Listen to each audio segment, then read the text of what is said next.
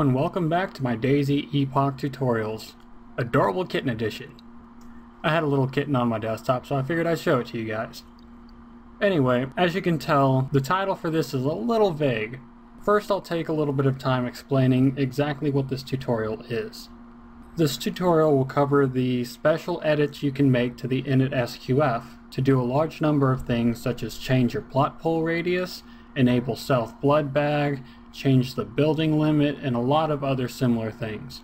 So if this applies to you, continue watching. If not, I'll see you guys in a different video. So let's go ahead and get started. First thing we'll need to do is close down the little kitten and then go over to the Epoch server folder where we've got all of our files. Go ahead and find your Init. It should be in your MP missions, and then inside whichever map type you use. I'm using instance 11 Chernarus, so we'll go ahead and go in there. And for this one, I will be using the stock Init SQF. That way none of my changes show up for this, and I can go over the entire stock thing as it is. I'll only really be focusing on the important variables that you can change to manipulate things on your server, and will not be explaining the entirety of the Init. So the first thing we'll do is scroll down until you see the DayZ Epoch config. Right underneath it, you'll see spawn shore mode. If you have it set to 1, which it defaultly is, everyone will spawn on the shore. If you change it to a 0, people will spawn randomly on a map within a 1500 meter radius. The spawn area can be upped. I would suggest not going any higher than about 2000. I like having people spawn on the shore because that's where everyone knows the new people are, and you can kind of help protect them a little bit as an admin, saying that you can't constantly wipe people out. Next we have max vehicle limit. This is the maximum amount of vehicles you can have on the server that's spawned whenever it needs new vehicles. It's set to 300 by default for the Chernarus map. I would suggest actually leaving this as it is, or going up to around 500 if you're a new server. When the server populates, move it up to around 1000. The next is max dynamic debris. As you can see, that the Chernarus map has it set to 500 by default.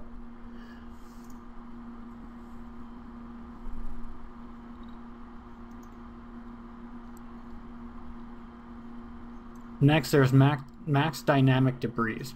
This is set to 500 by default, and it is the destroyed cars and garbage piles in the middle of the road that you normally find when you drive around. If you want there to be some, but not a lot, lower it to around 200 to 300. If you want there to be none, just set it to 0. I personally hate that stuff in the road, and it's just really annoying because sometimes it doesn't render until you're nearly on top of it. Next we have DayZ map area. This can be modified, but do not increase it, only decrease it. This keeps players from building outside the map, and this is actually where the radiation zone begins. Max local zombies is the amount of zombies that can spawn per player. DayZ paraspawn dictates whether or not you spawn as a paratrooper down from above. These should not be edited.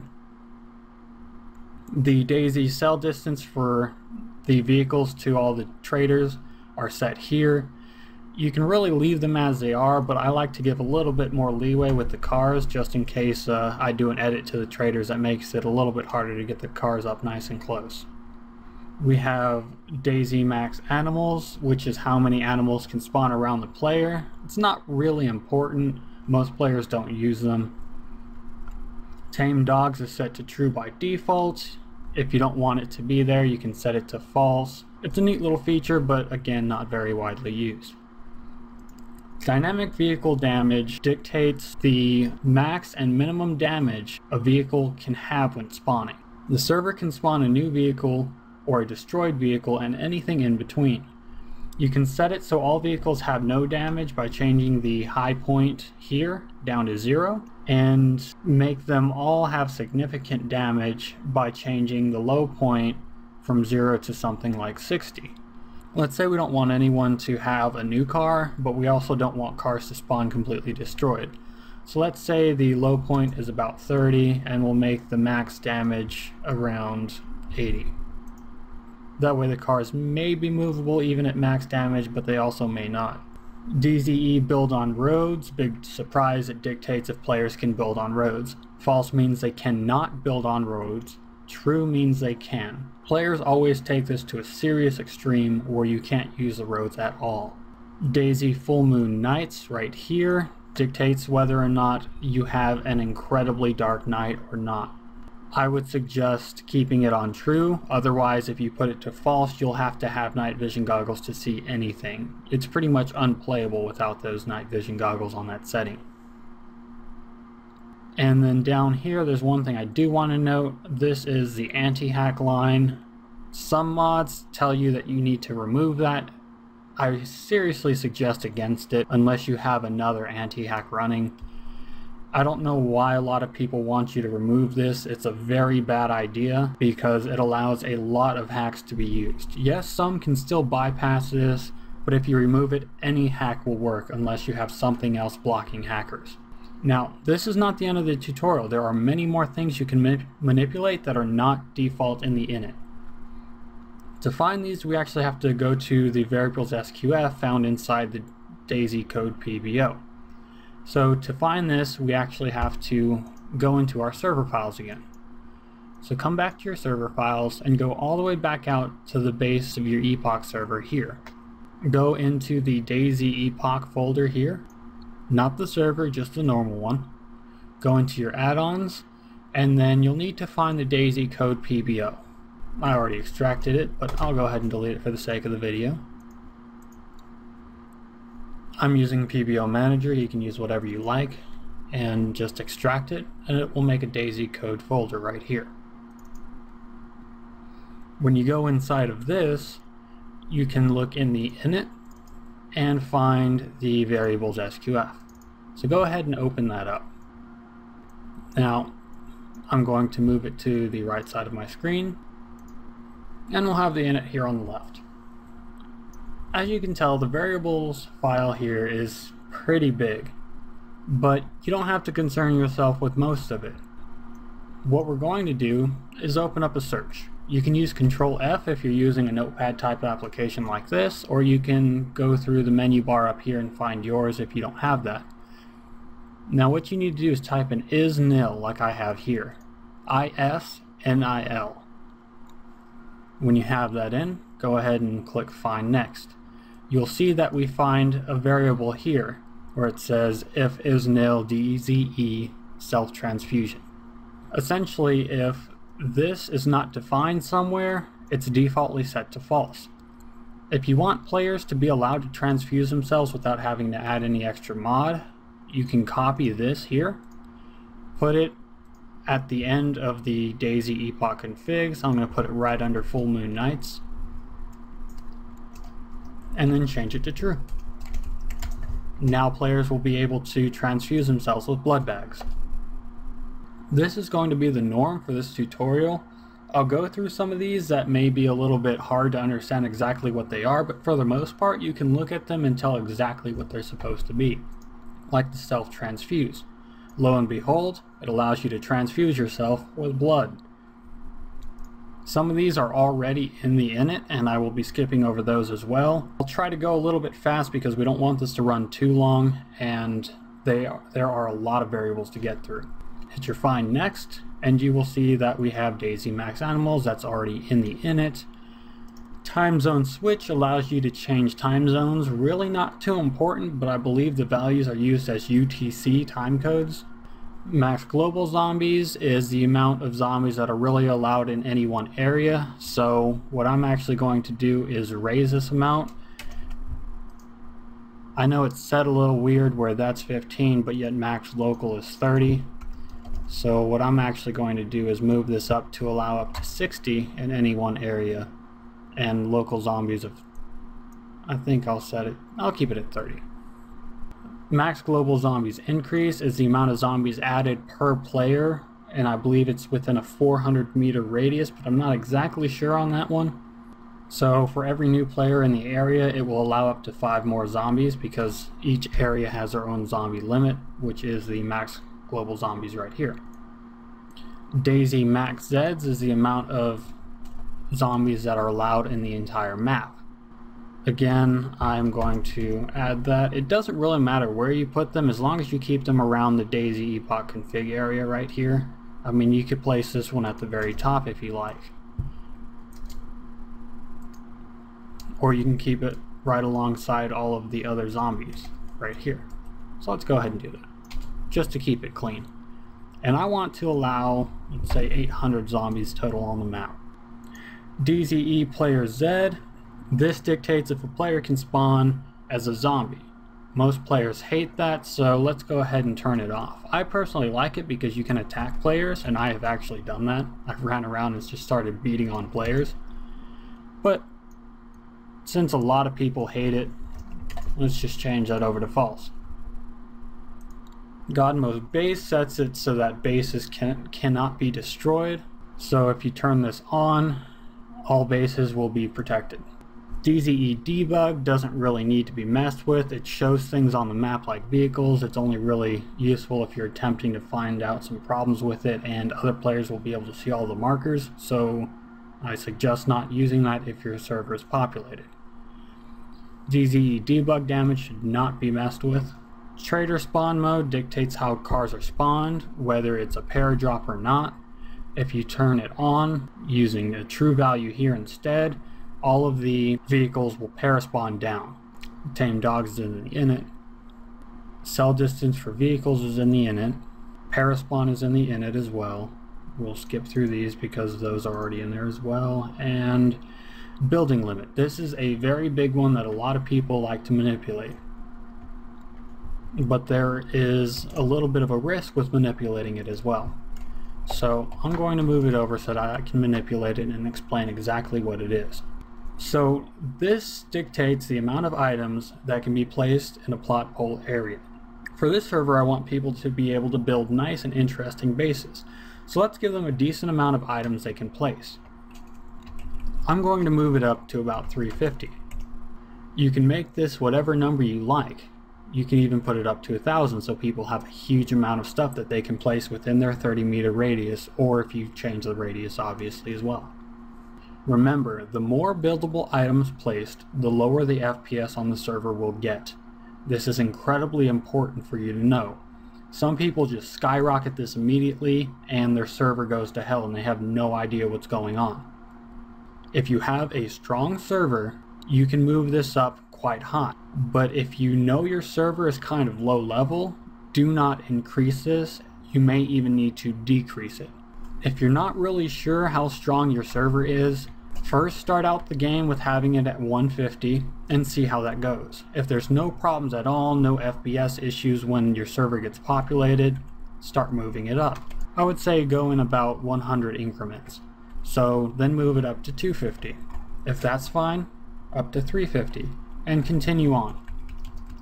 Do not move them up every day because that just wouldn't make sense. There wouldn't be enough time for players to actually be able to interact with all of the buildables so you can check to see if the FPS is working properly. Give it about maybe a week before you add an extra 100. Next we have the DZE Humanity Target Distance. This is the distance in meters where you can see a blue or red name. Safe to leave it as it is, but you could reduce it. I suggest not increasing it though. Friendly saving right here is used for saving the friendly status after someone logs out. You shouldn't really mess with this as it's good as it is. Essentially, if someone logs out and logs back in, they will still be friendly. The only time you have to retag someone with this on is if they die or the server restarts. Build on roads has been covered. The mission loot table should not be messed with unless you go through a tutorial that modifies this. Same with the config trader. The loot spawn timer, the time that it takes for the loot to spawn, it's good as it is. I think it's about 10 seconds. DZE Helilift, this does not dictate all helicopters. This only works for the newest one that has been added, the huge one that has tow lines on it. It won't work on any other helicopter in any way. If you have a tow and lift mod like the R3F mod that I covered in my videos, this has no relevance to you. Changing it or leaving it on is not really any difference at all. Damage before maintain needs to be left alone. This is what allows you to maintain your base. Static construction count, since how many stages there are for build items. Normally it takes about 3 stages to build. To lower or heighten this, change the value. What I'm going to do is make it so that there's only 1 stage for building. So instead of taking 3 stages to build a wall, it'll now only take 1. 0 does not make it an instant build. 0 makes it whichever the default value is for that item, such as 3 or 6 or whatever. Self-transfuse values are very important. I'm going to add it right here next to the self-transfuse. The first value here dictates how much blood is given per blood bag. The 15 here is the infection chance, the chance that you will be infected and need antibiotics. Now the 300 is how long it will take you to be able to transfuse yourself again. This is in seconds. I'm going to make it so that people only get 6,000 blood for each blood bag, and I will keep the rest as it is. And let us continue. Here's another big one that you really want to know about, is the DayZ plot pole. This has been a hugely requested item for me to cover, and I figured that I would do everything all at once rather than just one 20-second video for each item. So here it is, DayZ plot pole. Now obviously this dictates how the plot pole works. The first number here that I have highlighted is the radius. The next is the radius in which you cannot place another plot pole. Now a very good rule for this is always keep the second number 1.5 times the original. So 1.5 times 30 is 45. I want to make this, let's say, 50 meters. So again, 1.5 times 50 will bring us up to 75. So you now have a 50 meter radius for your plot pole, and no other plot pole can be placed within 75 meters of the original.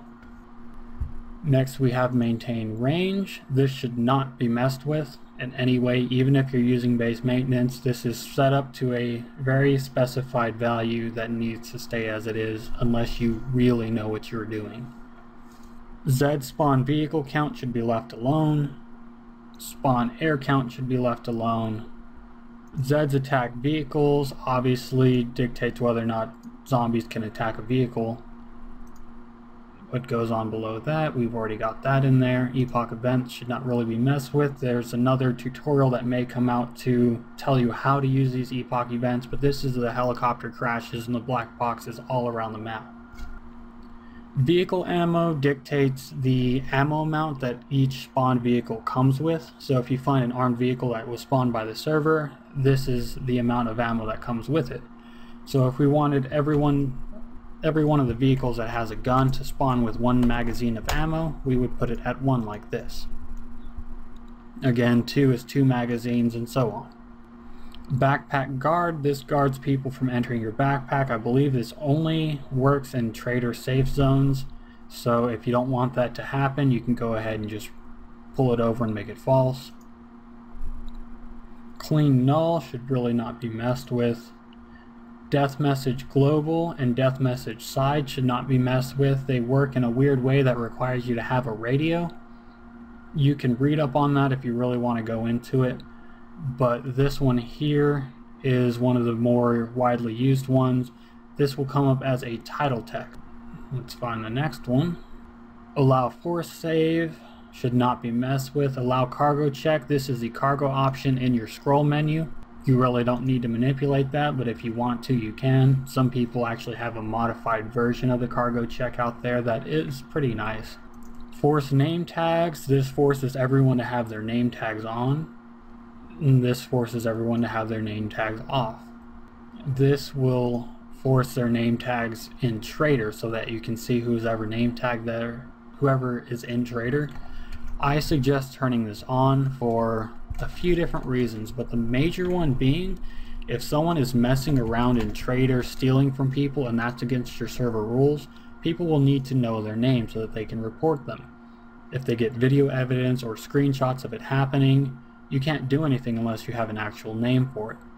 Halo jump should be left to true, but you can remove it if you like. This allows people to jump out of all the aircraft and still be able to survive by using a parachute. Anti-wall limit should not be messed with. Require plot pole. This dictates whether or not you have to have a plot pole to build. If you don't want people to have to go buy a plot pole to build in any area, you can change it to 0. I suggest leaving it at 1, because otherwise you'll end up with structures everywhere. This one here is a big and really important one as well. If you've ever passed out because you were building a lot of stuff and you were carrying a lot of heavy things like cinder blocks, you'll know that weight can be really annoying sometimes. Some people like it, some people don't. If you don't want that weight to be there, change this to false.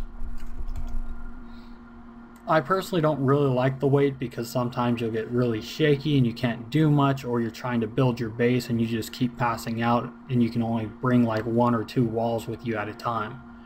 And it gets really annoying really fast, so I like to turn it off. That's pretty much it for this tutorial. This does not cover everything that will come in the later versions of Epoch. The new versions of Epoch will have new items. I know that 105.2 will have a new few variables to allow for snap building. Remix has integrated his snap building in the next Epoch update, so you won't have to add mods for that. That's why I have not placed out a video for it yet. I was talking to him and he told me that he's already added it into the Epoch, so there's no reason for me to make a video. When that comes out, you'll do the same thing here. You'll just follow this is-nil thing and just look through the whole file until you come across something that says snap building in it. And then you'll copy that over and change it to true, because it should be off by default, I believe. And that goes for anything else that comes new in the next videos. I know they're allowing you a new type of user interface as well. I know this video's been kind of long and kind of boring for the most part, except for the cute little kitten in the front. Let's go ahead and save that. Let's see that little kitten again. Look at this guy. Look at him. He's so cute. I don't know if you've noticed, but this video sounds a lot better than the other ones. That's because I got a brand new mic that I bought with the YouTube money I've made so far. I haven't made a lot, but I've made just enough to buy this mic. I went $1 over the amount I made on YouTube. So I have actually been investing back into all of my stuff for YouTube. I was using a $2 stick mic before. So this mic is so much better, and hopefully it sounds great. If it doesn't, I'm going to be really pissed off. And then maybe we'll have to have a sad kitty up there next time. But again, thank you guys for watching, and thank you a lot for all the comments that you've been making, how you like my videos and stuff. But one thing I really do want to cover, stupid Windows. If there's something I do that you don't like, or I don't know, maybe you find offensive, or something you think I can improve on, please leave a comment for that. I can't improve myself unless I get some kind of feedback about it. I know some people don't want to try and be a dick about it, but I need some kind of constructive criticism to better myself. A lot of people are saying that they love it exactly as I'm doing it and I should continue doing it this way. I've only been getting a few things like that, and I haven't gotten anything that's like, maybe you shouldn't do this anymore, or you should try doing this. And that could really help me out. If you can't think of anything like that, then that's perfectly fine. That means I'm doing a really good job. Either way, I will continue making these videos for you, and we'll see what's coming up next. I'm not entirely sure what my next release will be, because I have a lot of schoolwork coming and a lot of work on the admin tool. The new admin tool is almost finished for version 1.9 with a huge amount of new features. I may have a few gameplay videos coming up at some point. I'm not entirely sure. I do plan on doing some giveaways. I have some set up for the most part. I've got a little things to tweak on it before I put them up and actually get it out there to you guys, so be on the lookout for that. I think that's about it for this video. Say goodbye to the kitty. Meow.